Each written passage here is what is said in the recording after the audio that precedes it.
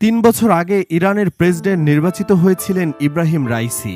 তারপর থেকে মনে করা হচ্ছিল একদিন দেশটির সর্বোচ্চ ধর্মীয় নেতা আয়াতুল্লাহ খামেনির উত্তরসূরি হবেন তিনি। তার হলো কই? রোববার তাকে বহনকারী হেলিকপ্টার বিধ্বস্ত হয়েছে। বিধ্বস্ত বলতে পুরো হেলিকপ্টার পুড়ে একদম খড়ি হয়ে গিয়েছে। তাতে এটা নিশ্চিত যে প্রেসিডেন্ট সহ সবাই বিমানে ছিলেন, কেউ বেঁচে নেই। আসলে কে এই ইব্রাহিম রাইসি? কিভাবে ইরানের প্রেসিডেন্ট বনে গিয়েছিলেন? দুর্ঘটনার দিন কেন ও কোথায় গিয়েছিলেন তিনি? বিস্তারিত সহ তার করুণ জীবনের গল্প থাকছে আজকের এপিসোডে।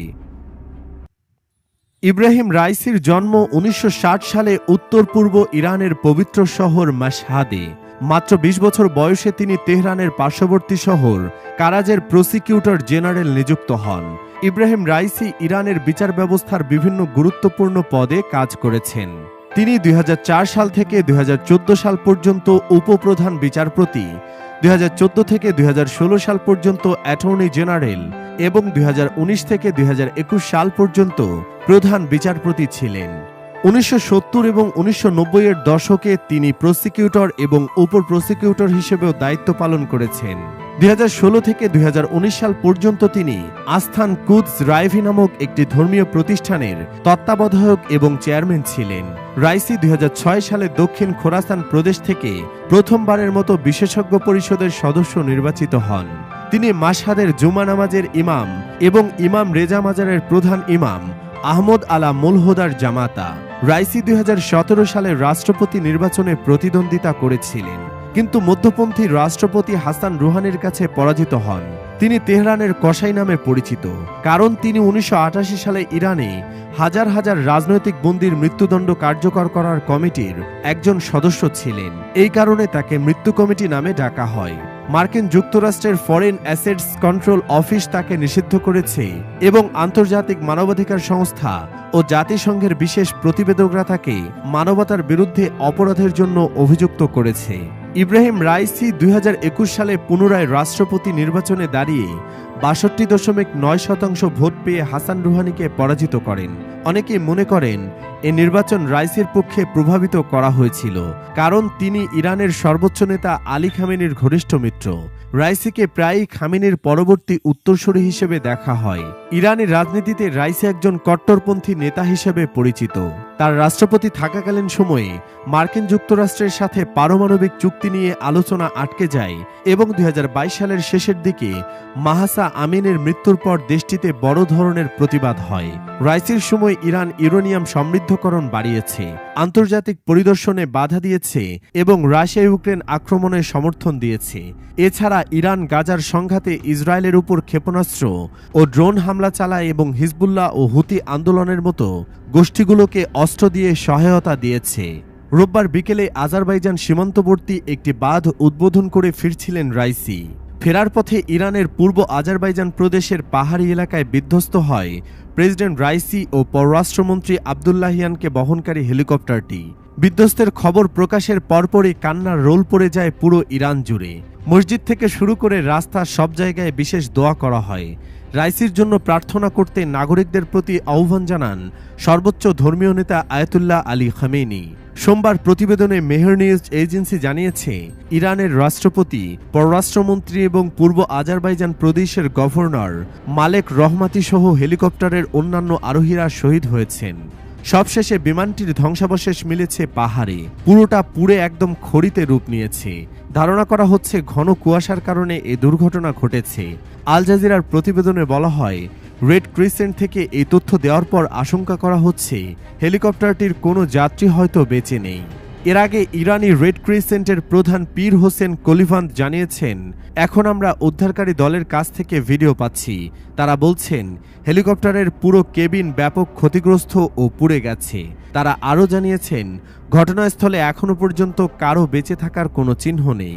ইরানের প্রেসিডেন্ট ইব্রাহিম রাইসিকে নিয়ে দুর্ঘটনার কবলে পড়া হেলিকপ্টারটিতে দেশটির আরও কয়েকজন কর্মকর্তা ছিলেন বলে জানা গেছে।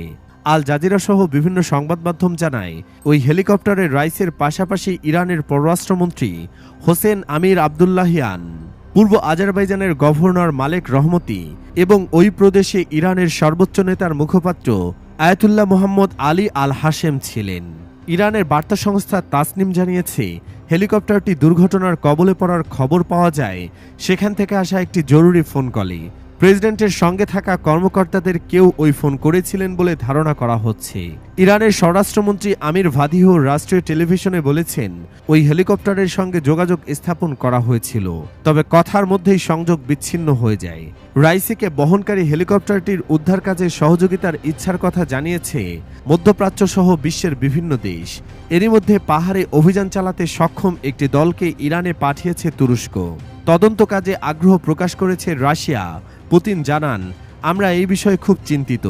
এই ঘটনায় ইরানকে সাহায্যের জন্য যা যা প্রয়োজন আমরা তাই করব। প্রয়োজনে উদ্ধার অভিযানে যোগ দিতে প্রস্তুত রাশিয়ান বিমান। মুসলিম দেশগুলো ঠিকই উদ্বেগ জানিয়েছে। ইরানের প্রেসিডেন্টকে বহনকারী হেলিকপ্টার দুর্ঘটনার খবরে গভীর উদ্বেগ প্রকাশ করেছে সৌদি আরব। এ বিষয়ে ইরানকে সহযোগিতার প্রস্তাবও দিয়েছেন তারা। সৌদি পররাষ্ট্র মন্ত্রণালয় এক বিবৃতিতে বলেছে, এমন একটি সময়ে আমরা সর্বশক্তিমান আল্লাহর কাছে ইরানি প্রেসিডেন্ট ও তার সঙ্গে থাকা ব্যক্তিদের জন্য প্রার্থনা করি। আমরা আবারও নিশ্চিত করছি, এই কঠিন পরিস্থিতিতে ইরানের পাশে রয়েছে সৌদি আরব। তুর্কি প্রেসিডেন্ট রিসেপ তাইয়েপ এরদোয়ান সমবেদনা প্রকাশ করে বলেছেন, তিনি উদ্ধার তৎপরতা পর্যবেক্ষণ করছেন। এছাড়া রোববার রাতেই ইরানে একটি উদ্ধারকারী দল পাঠিয়েছে তুরস্কের জরুরি উদ্ধার ও দুর্যোগ ব্যবস্থাপনা বিভাগ। কাতারের পররাষ্ট্র মন্ত্রণালয়ের মুখপাত্র মাজেদ আল আনসার এ দুর্ঘটনায় গভীর উদ্বেগ প্রকাশ করেছেন। ইরানের উদ্ধার তৎপরতায় সর্বাত্মক সহযোগিতার জন্য কাতার প্রস্তুত বলে জানিয়েছেন তিনি।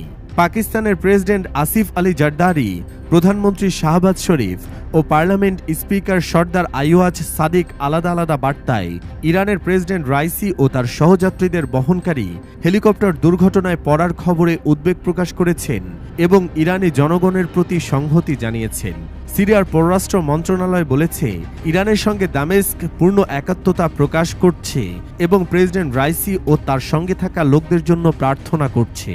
আজারবাইজানের প্রেসিডেন্ট ইলহাম আলিয়েভ ইরানের প্রেসিডেন্টকে বহনকারী হেলিকপ্টার দুর্ঘটনায় গভীর উদ্বেগ প্রকাশ করেছেন। তিনি বলেছেন, উদ্ধার তৎপরতায় সহযোগিতা করতে প্রস্তুত তার দেশ। রোববার প্রেসিডেন্ট আলিয়েভের সঙ্গে ইরান আজারবাইজান সীমান্তবর্তী এলাকায় যৌথ উদ্যোগে নির্মিত কিজ কালাসি জলাধার উদ্বোধন করেন প্রেসিডেন্ট রাইসি। এর কয়েক ঘণ্টা পরেই দুর্ঘটনাটি ঘটে। এতে পূর্ব আজারবাইজানের গভর্নর মালেক রহমতিও নিহত হয়েছেন। ইরাকের প্রেসিডেন্ট আব্দুল লতিফ রশিদ গভীর উদ্বেগ প্রকাশ করে বলেছেন, তিনি বিষয়টি নিয়ে ইরানের ভাইস প্রেসিডেন্ট মোহাম্মদ মুকবেরের সঙ্গে টেলিফোনে কথা বলেছেন। ইরাকের পররাষ্ট্রমন্ত্রী শিয়া আল সুদানিও এ ঘটনায় দুঃখ প্রকাশ করেছেন এবং দুর্ঘটনা কবলিত হেলিকপ্টার উদ্ধারে সহযোগিতার জন্য ইরাকের স্বরাষ্ট্র মন্ত্রণালয় ও রেড ক্রিসেন্ট সোসাইটিকে নির্দেশ দিয়েছেন। তালেবান নিয়ন্ত্রিত আফগানিস্তানের পররাষ্ট্র মন্ত্রণালয় তাদের টেলিগ্রাম চ্যানেলে লিখেছে, তারা ইরানের প্রেসিডেন্ট ও তার সহযাত্রীদের খোঁজে চলমান তল্লাশিতে অভিযান পর্যবেক্ষণ করছে।